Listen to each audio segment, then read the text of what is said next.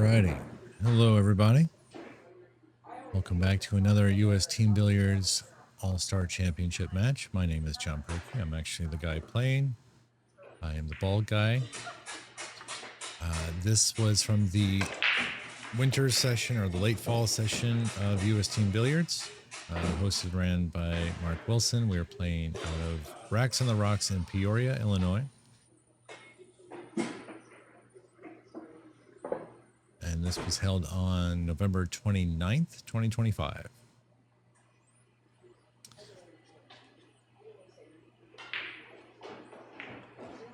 So the All-Star Championship was basically the culmination of the end of the session, which is about there's 6 matches, and we get together about monthly for U.S. Team Billiards. And so we take the top scoring 6 players from St. Louis and we pit them against the top scoring 6 players in Peoria. And this is what happens. So we do not do the 15 ball portion. We just play 9 ball, and we decided to extend the race to races to 4 instead of the normal 3. And because it's just fun, we get a lot more pool that way. There are 5 matches happening at any time throughout the day. This camera was only set on 1 table, so we only get 5 matches. And let's see what I do. I have not watched these videos, and it's been long enough to where I've forgotten most of what happened. So let's see what happens in this match. Very square hit on the break, like that. Stopped the cue ball well. Corner ball flew in like it's supposed to. Nicely done. Got a good look at the 1. Looks like the 2. I'm checking to see if the 2 passes the 3. I think it's got most of the pocket.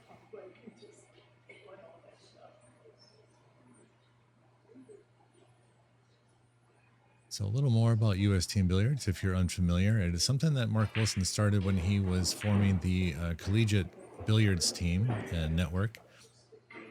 And it consists of 2 formats. There's a 15-ball format and a 9-ball format.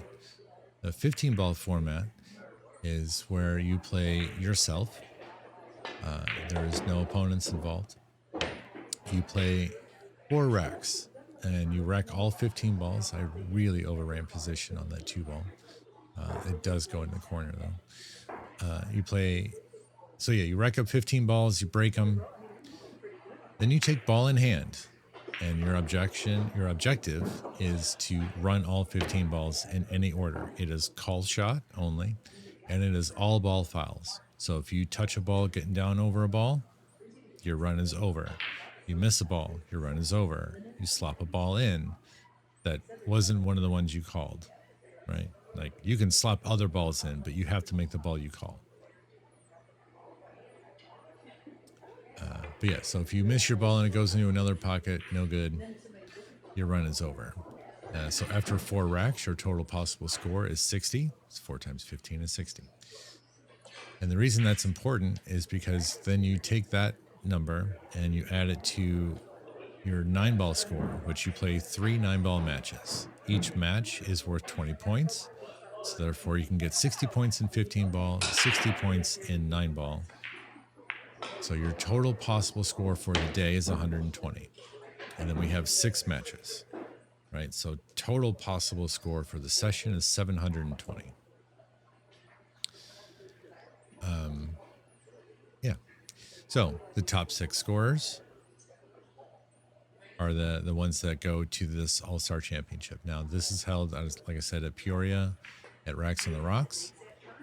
It's a very nice place. It's a big pool room. They have, like I said, 5 9-footers, and they play amazing. They're kept in wonderful condition, which is great. They're all diamonds. They're all blue label diamonds. Cloth is all, well, like I said, taken care of. The balls are clean. Tables wiped down. So. All right. He missed a 4, and I'm kind of stuck looking at what I want to do with a kick here. Now, we start playing at 10 a.m., which is a little early for some people, myself included. But some people like it, and it's fine. But it does mean that, we're out of there by dinner time. So if people have other obligations, that's fine too. I'll talk more about the rest of UST Billiards as the match goes on. I have a feeling I'm just going to 2-rail kick behind this ball and try and send it down table and maybe get stuck behind the 7, or I might try and rail first. It looks like I want to try and rail first this ball. I don't think this is the right decision. But, you know, if I make it, I knew I was going to hit the 7. So maybe I would have had something on the 5. Now, like I said, this is, so the 9 ball sets are alternating break. Jump cues are allowed. 3 foul rule is in effect, and there's no push outs. So if you break and you're hooked, got to kick.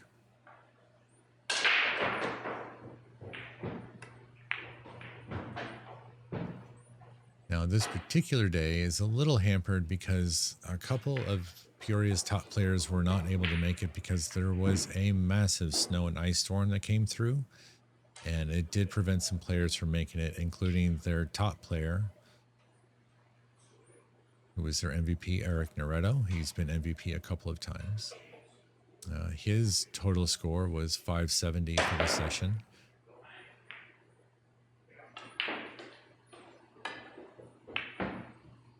Nice little 2-rail kick behind there. Just going to leave some distance, try not to scratch. Okay, good. So his top player, or his score was 570 for MVP.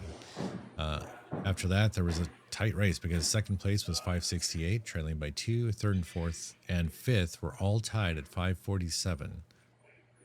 And then their 6th place player scored 518. In contrast, for the St. Louis team, Greg Nowd was our MVP, and his score was 513.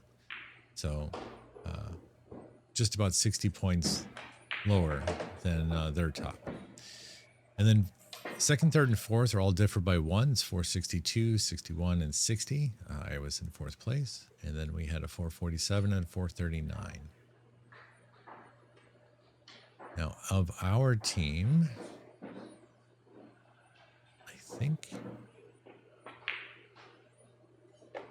Well, yeah, our second place player was not able to make it, so we had a sub play for us. And I mentioned that the Peoria team, Eric, was not able to make it. And I think their second place player was also not able to make it because I believe they had 2 subs. And Randy here that's playing with us, yes, he was also one of the subs. So I don't know what his power ranking was.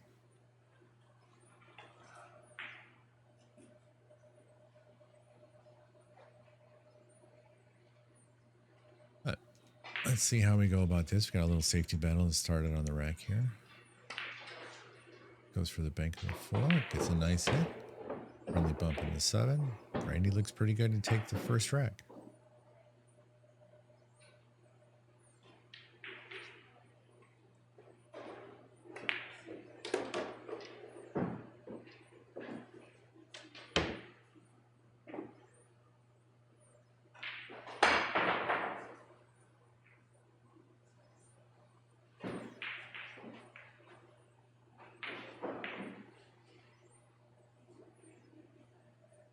Also, I wanted to go through here just so I can like add a little scoreboard. It's a little easier to read. And like I said, I have not watched these videos yet, and it's been about a month. And I know that I was going to have to go in and do some audio cleanup because as the day goes on, some people come in and the jukebox starts playing. And, you know, YouTube just doesn't like it when there's music in the background. So for those matches, I'll probably end up muting the source audio. And nobody likes watching a video with nothing. So I do apologize that you'll just have to listen to me. But maybe, hopefully, that's better than dead silence.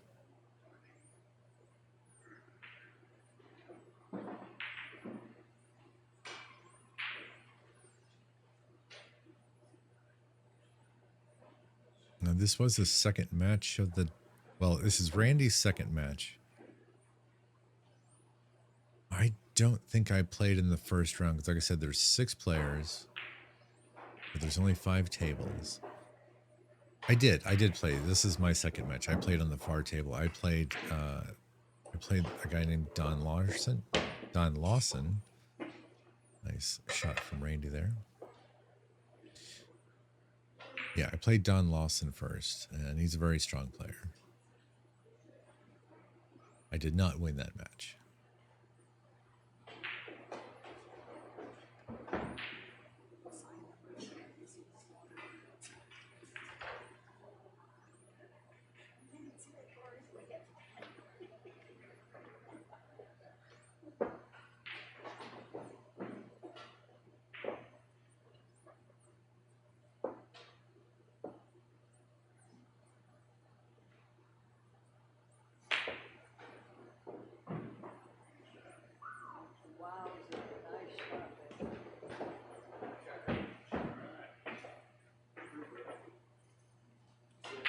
Actually, I think I could find Randy's thing. Let me pull up.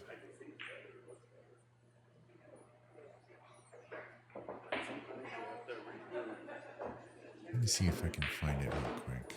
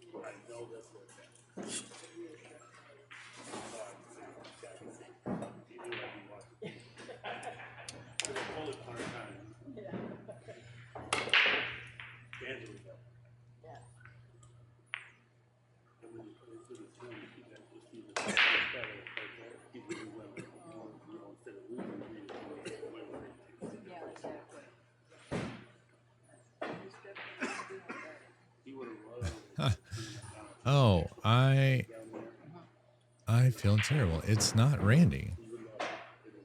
His name is Rudy. That is because of the poor quality camera. His name is Rudy. Yeah. His power ranking was only a 233. Oh, Rudy, if you see this, I'm terribly sorry. But we get to the bottom of it. I just kind of glanced up at the scorecards and saw that. Okay.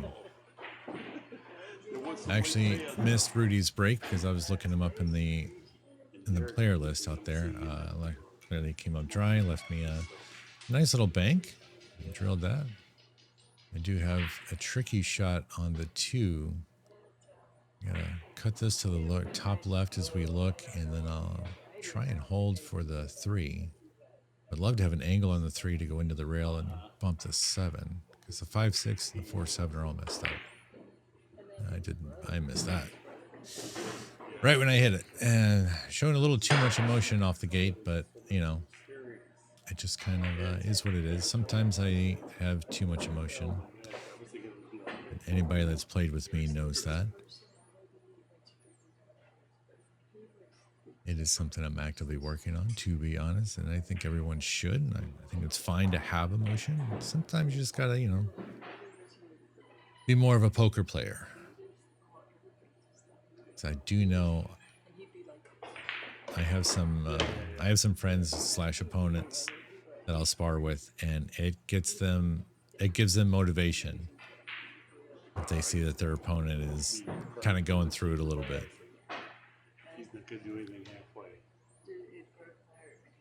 So Rudy here has he's got a back cut on the 3, right? He's got a good angle to go into the 5-6, but it does not solve his 4-7 problem. On the other hand, he could open the 5-6 and then play safe on the 4. But he could also just play safe now. That wouldn't be the worst idea either.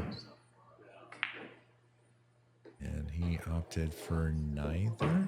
Okay. I guess maybe he'll play safe now. I don't think the bank might be on. There might be more room between the 4 and the 7 than what it looks like here.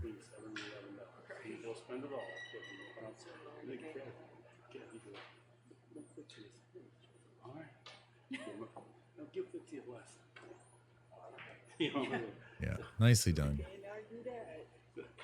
Overran the cue ball a little bit, but didn't really sell anything out.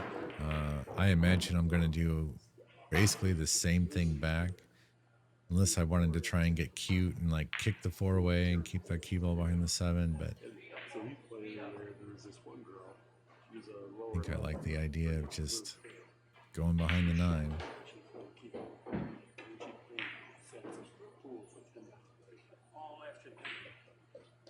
Yeah, same thing. Overran a little bit. I did leave a bank, but same thing. The 5-6 is still a problem.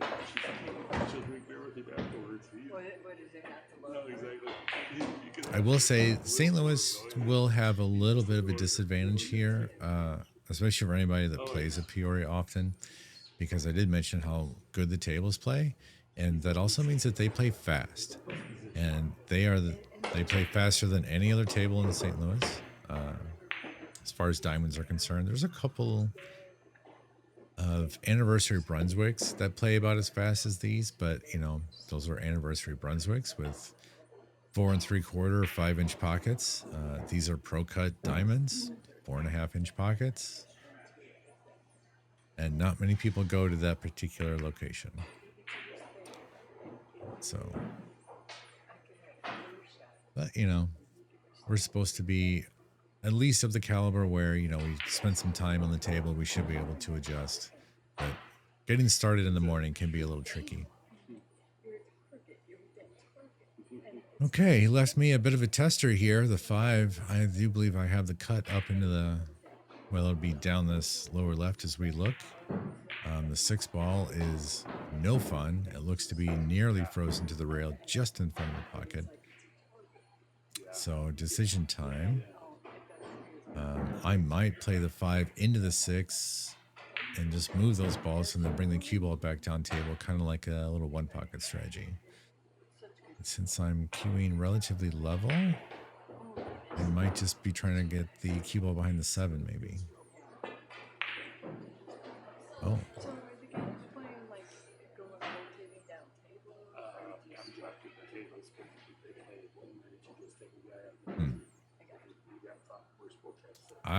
I think I was trying to make that ball. I think I was trying to make that ball, and I just overcut it by a lot.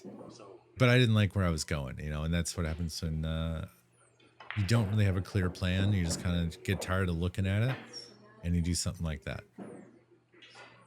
So there's something that I can take back to the table. Let's make sure you come up with a plan.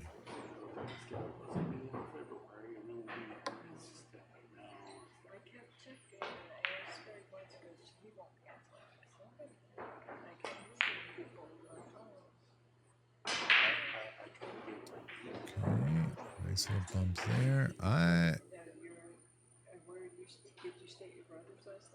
So I could bank this ball and then do whatever it is I was going to do in the 6.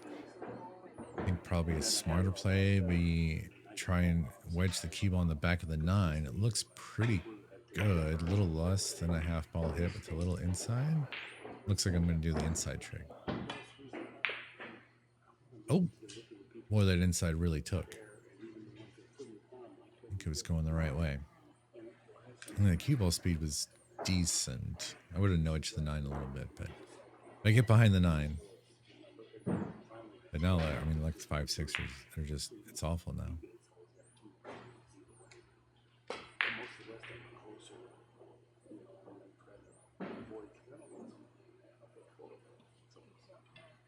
I don't really know what his plan was there, but all this back and forth has given me the first real good opportunity here to be able to drag this ball in and get a little closer to the rail and try and shoot the 6 up the table.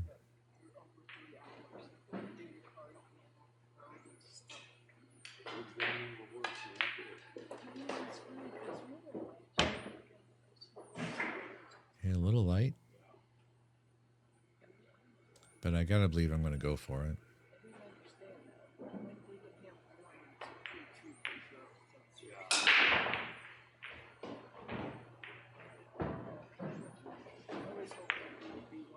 because I mean there is a say there is a reward if I can float this in, then I get a good look at the 7. And now just probably 2 rails. Stay about second diamond.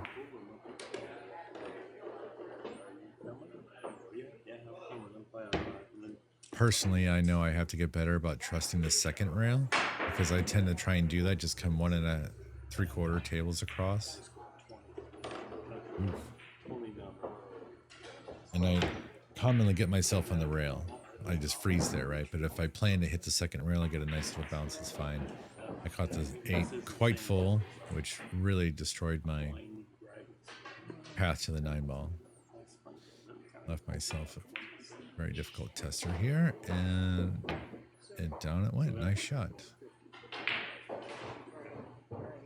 Ties it up at 1 apiece. Back to my break. And this is alternating break.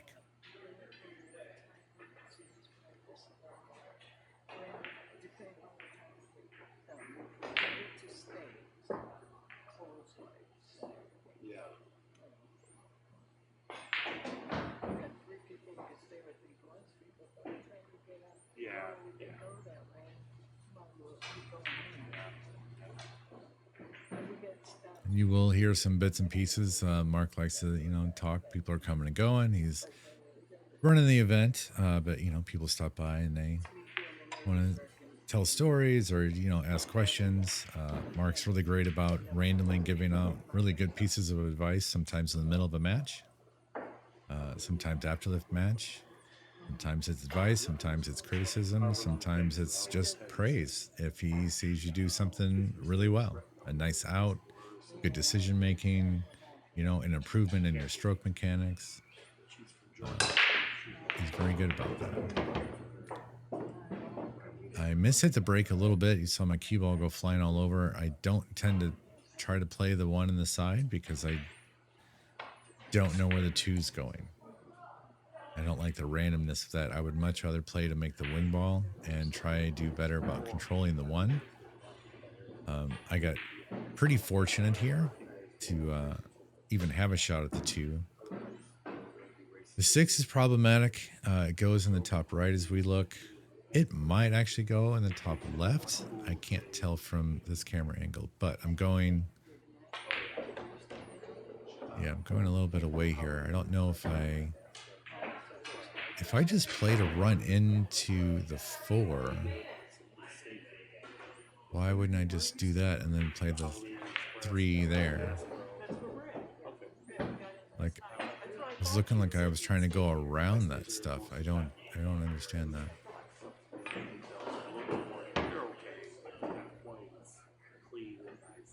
Okay. Interesting choice. I do have a nice angle. I can punch this out to the left of the 7 and get a nice angle on the 4. Except I don't think I want to go that far. Now I'm thinking about holding it. Why? I'm doing too much thinking here. I think I'm getting myself into a weird rhythm where I'm trying to be extra sure about things. And it was much straighter than it looked, and now I have a very difficult shot of the 4. Mark would say I might have missed that inside the pocket because my cue ball went straighter than I had anticipated. I thought I missed it when I hit it. Watching it back now, it looked like I was going to hit the short rail.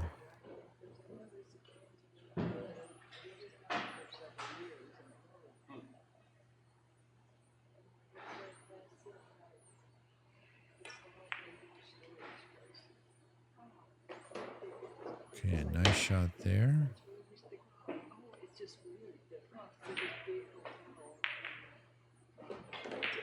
Another problem that I have, and that's a great example of, is when I have to hit those thin cuts and stay below the side pocket, I tend to hit them with far too much inside English.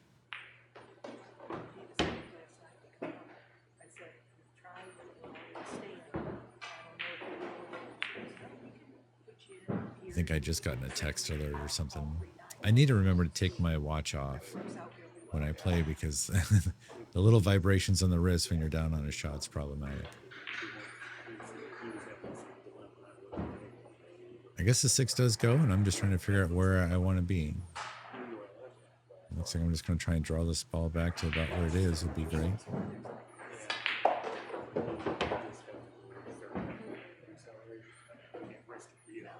Didn't really get the best of that, but I got a nice angle, and I can draw it back a little bit, or even the stop shot would be great. Oh, I really rushed it. If you look at the timing of that shot, yeah, I'm having a moment. If you look at the timing, how long I took on every other shot versus how long I took on that shot, that was the problem, right? Because I knew once I solved the problem with the 6, the rest of the rack was over. And that's what happens. Whoa, cue ball. I'm not going to say I let up on the 7, but I kind of took it for granted, and I did not go through my entire pre-shot routine, and that's what happens. Now, in hindsight, when there's no emotion involved, I love that about this particular, it's not a league, it's not a tournament, I don't really know what to call it, but this structure is that it forces you to always give every shot the proper amount of attention and really just attention and respect that the shot's reserved. Now, 9 ball is still 9 ball, but in the 15 ball section, it's huge.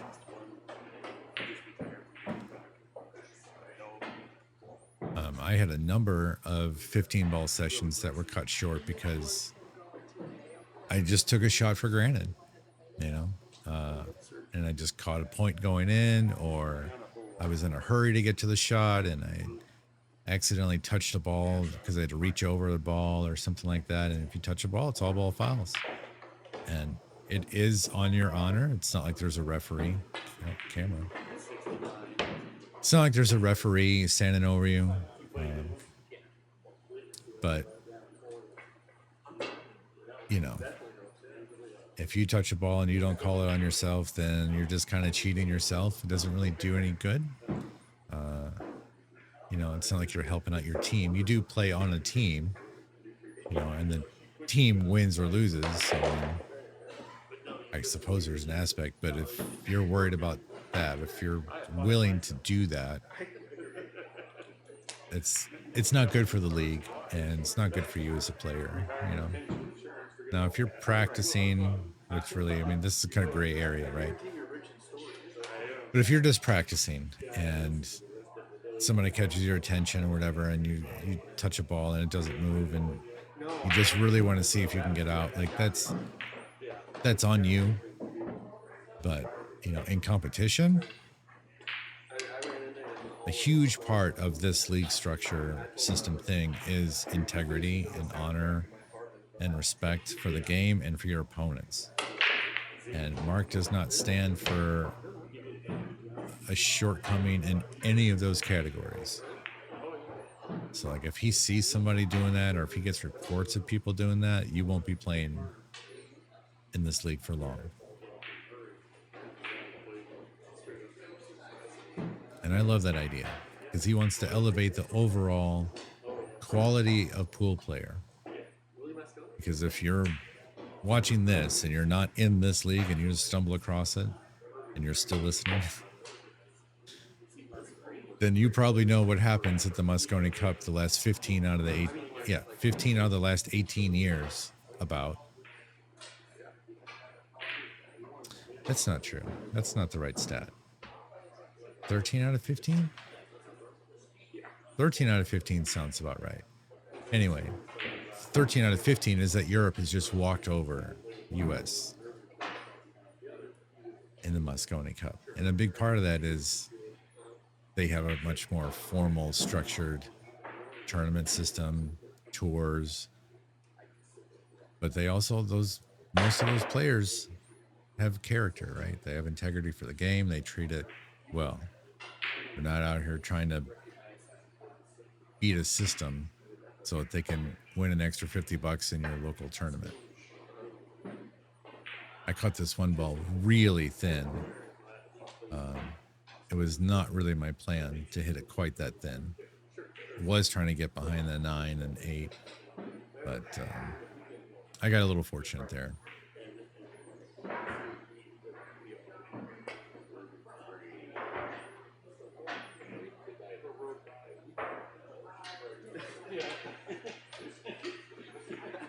Okay. Ball in hand, a pretty natural shape here. Should be able to do this and this. Come right there would be great. Let's see how this works out. Okay. There's another shot I need to practice because I put too much. I could have done that with mostly draw and just a hair of spin. And I did it with mostly spin, not a draw. So position shot. Cue accurate or cueing accuracy, you might say. But still got there. I did overrun this position a little bit. I think I can kind of snap draw this above the 8, or I'll just go between the 8 and 9 again. Or I could go around the 8. Well, that's what I'm deciding here. Oh, looks like I've changed my mind. Okay.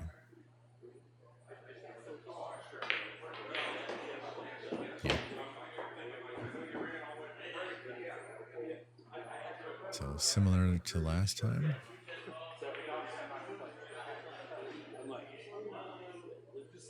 I was thinking about going around. I don't like the 8 ball, right?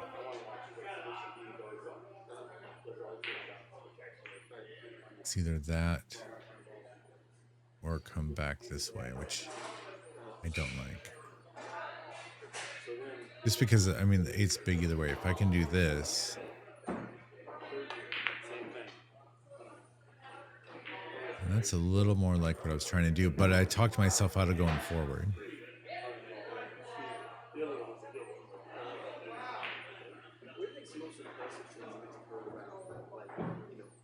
Because for some reason, I really thought that 8 was in the path. But looking at it again, I don't think it was. I think I hit the rail closer to where the rack is on the template on the side rail, not the first time, and I probably would have been fine going forward. And also I can change that by how much, side spin I put on it.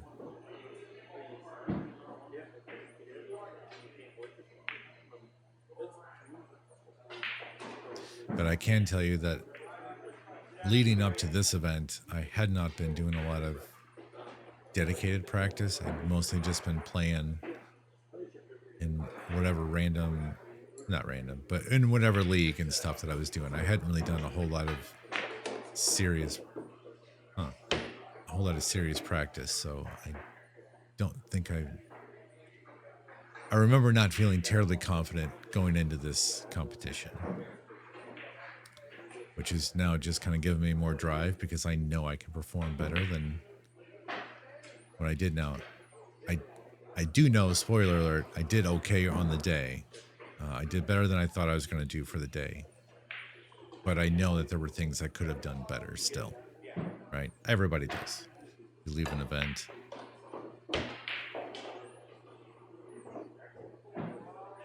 What did I do there?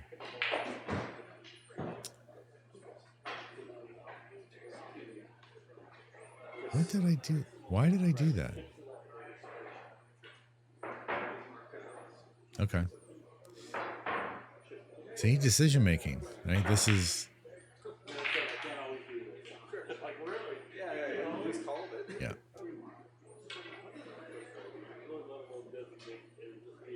Also, this is one of the best reasons to ever go back and record yourself and then wait a while to go back and watch it, because most pool players, they finish a night of playing pool, a league match, a tournament, a gambling match.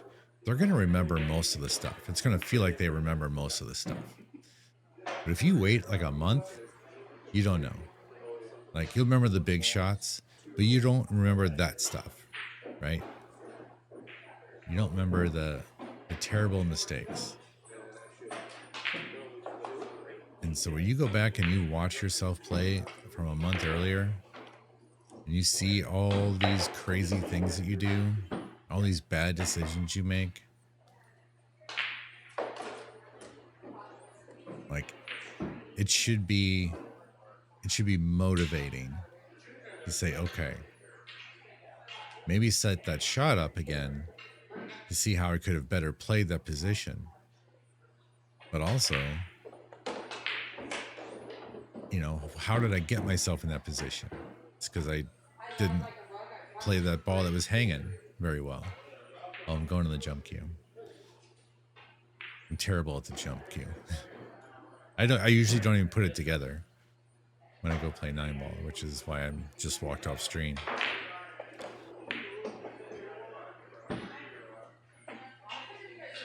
But yeah, that's definitely one of the best benefits and one of the things I recommend everybody. It doesn't matter your skill level. Record yourself playing and watch it about a month later and take notes. And then take those notes to your practice session and treat it like homework. Because if you want to get better, you got to do homework.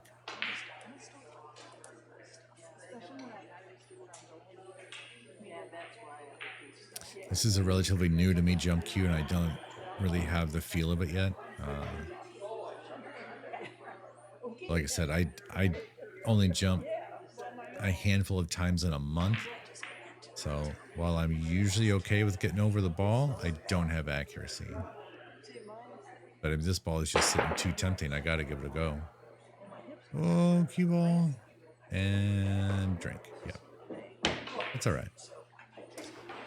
That is okay. That's how that happens. Now, I got fortunate that 8-ball landed in such a terrible spot.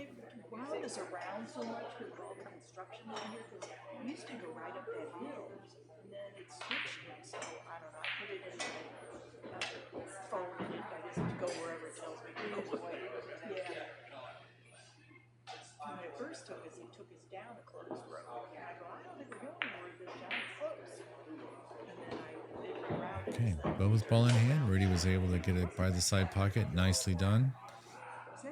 Landed really good speed. And he ties it up at 2.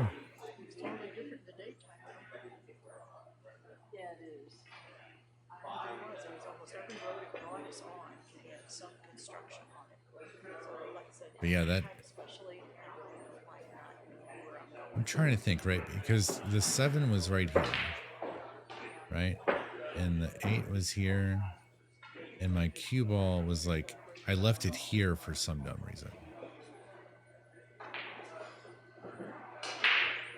So I know I hit that ball with low left to try and do what? Draw here and then have it die, come out? Because there's no chance that I would have like tried to like fire it in and then come all the way around. That doesn't make any sense. I have no idea what I was thinking when I shot that shot. Unless I was trying to like miss the 9 and come around this way. And I just drew it too much and hit the long rail first. But that means I was drawing it straight towards the corner pocket, which is also wrong.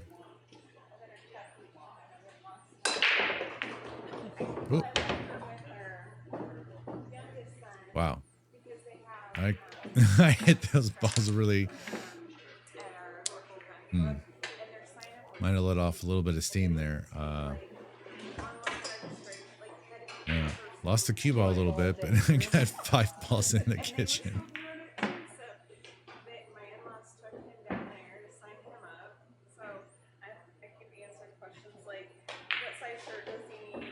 All right, 3 doesn't pass the 2, so I think he's going to probably have to draw this between the 7 and 3. Unless he wants to try and play the 2 by the 5 into the side, which I don't think is an option. I like this. Just a little low left from here. It's going to pinch it and bring it back. Didn't quite get enough on it. I thought he would have... I think he set himself up too thin for that shot. I think he needed to be able to hit the 1 ball a little fuller to make sure the draw pulls back into that angle. Oh, we made it. Nice. Little hand wave. You never expect to make that shot. You hope you do. You just never expect to. Certainly not at this level.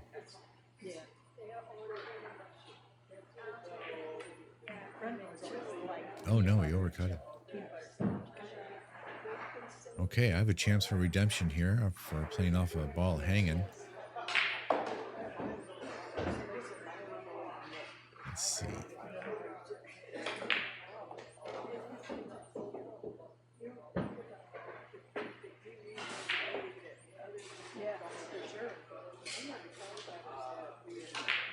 I should be able to play this ball thin and get over, or I can maybe hit it rail first and come over. Yeah. No, I did rail first. I do have an angle, but to catch that ball a little full. But I like that decision. I think that's the best decision. Because from here, I just need to punch off the rail and get, somewhere around the middle of the table. Ooh. I maybe didn't need to punch it that hard. Look how, so I overcut it. So the cue ball went an extra diamond or so further than I wanted to, but I don't think I needed to punch it that hard. I was trying to get like straight on the 5. I'm guessing.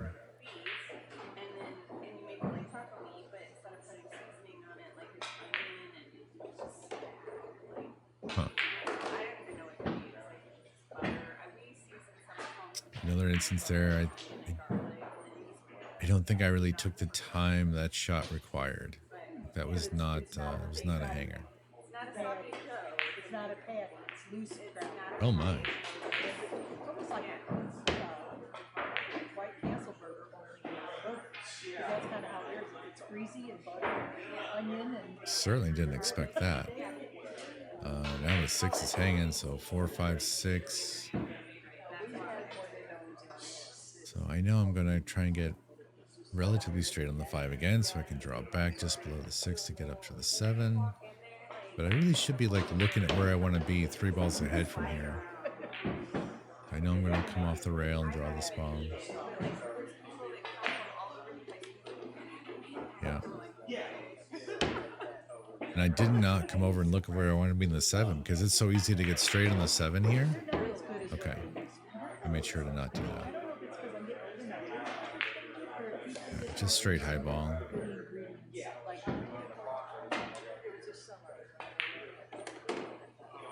Oh, I overhit that. I knew it when I hit it too. You heard me. Ah. But what I should have done, and this is something I've just recently started practicing, is when so like I got a ball here, right? And the cue ball is, where was it? Here. I need to try and make sure to hit this rail. Because once you hit this rail, I'm all in on this shape, right?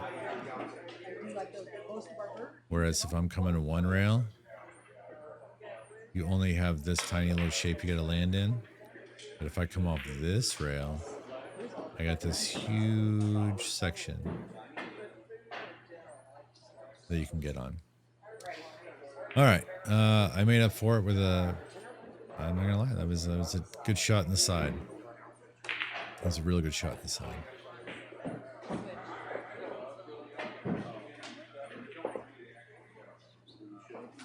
When you don't play good shape, sometimes you just have to be a shot maker. The problem is that gives you positive reinforcement for not playing better shape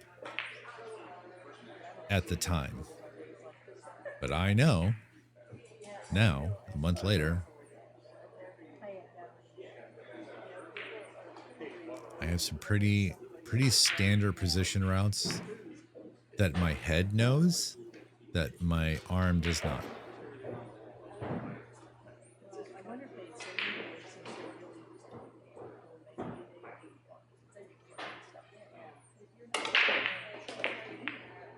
Nice break from Rudy there. Good square hit. Stopped the cue ball really well. Corner ball went right in. Now, the 1 ball is makeable. The carom off the 6 is problematic. It's going to have to come off the 6. if he wants to run out, right? Cuts this ball in, cue ball comes this way, this way. He's got to come all the way back down here to get on the 2. He's got to miss the 5, which I think he will if he comes off the 6. But he could just try and play safe. Yeah, he's just playing safe. Not a bad idea. He didn't quite get there. Now I can tell right now, my brain says, oh, I'm going to whip this ball here and do this. Now, I don't know if I actually get there. No. Look how weird that ball came off. I think I hit that ball rail first. Because otherwise, I mean, it came straight. Yeah, I had to have hit that ball rail first on accident. I'm going to try and cross this ball, I'm pretty sure. Yep. Because there's merit in crossing it because the 3's hanging. Okay, and the 3 is hanging now. He's just got to go forward here. 6 is not a problem. Ooh, well, okay. If he had, yeah. There was enough angle there, I think, with a more powerful stroke. I think he force follows into the bottom rail, then bends around the 6 and gets out to the middle of the table where he can just roll in the 3.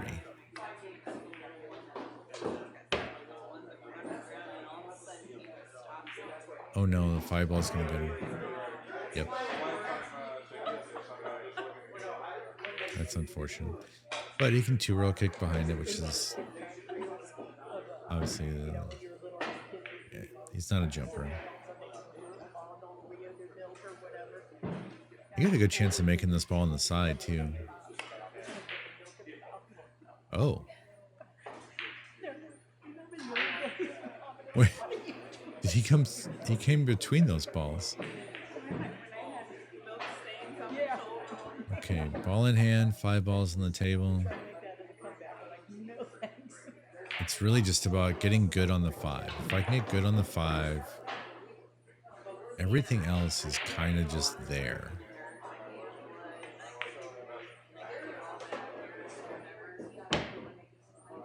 All right, I like this. Roll forward about a foot. I usually take the big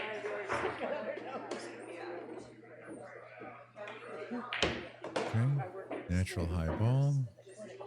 I want to get straight in on the 7, so dead center of the table.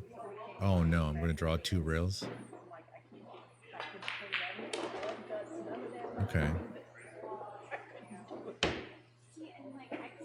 I tend to overhit that shot a lot. That's why I actually got nervous here. Longer than I wanted to be, but dead straight.